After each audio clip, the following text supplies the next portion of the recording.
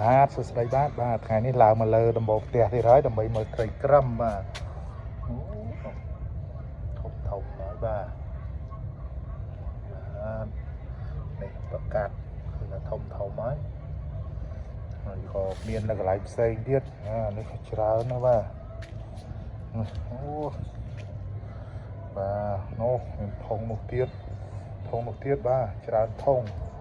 ហើយក៏នៅខាងនេះទៀតដែរមានបន្លែហើយក៏មានកន្លែងប្រកាសបាទនេះប្រកាសច្រើនធំណាស់បាទ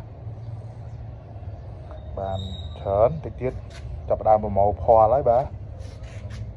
ដើម្បីយកទៅចាត់ចែងតាមការគួរបាទណាថាយកប្រកាសណាយកទៅលក់ចេញក៏លក់ចេញទៅបាទពេលនេះបាទអូផ្ទះនេះក៏ធ្វើស្អាតហើយបាទទស្សនវិជ្ជានៅលើដំបូលផ្ទះអញ្ចឹងមើលឃើញមេឃចាប់ដើមមកងាត់ហើយផ្សារអូផ្ទះនេះតែស្អាតបាទ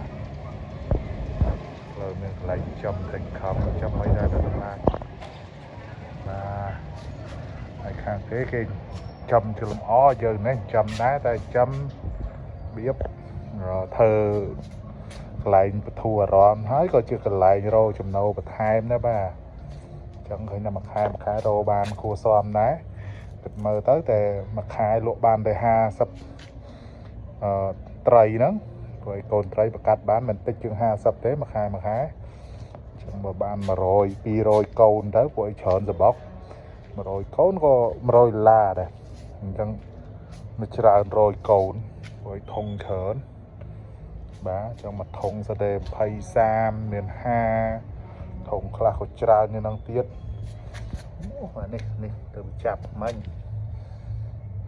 ធំប៉ុណ្ណឹងហើយហ្នឹងស្ទើរហ្មងប្រកាសហើយបាទ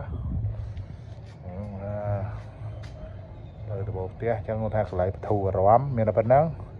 មកទៅធ្វើការទៅយើងហាត់ប្រាណលើដំបូលផ្ទះហ្នឹងទៅហើយដាក់ចំណីឲ្យត្រីចឹងទៅបាទនេះហើយគឺកន្លែងបធូរអារម្មណ៍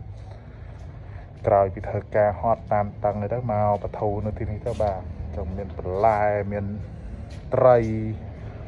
បាទយ៉ាងបា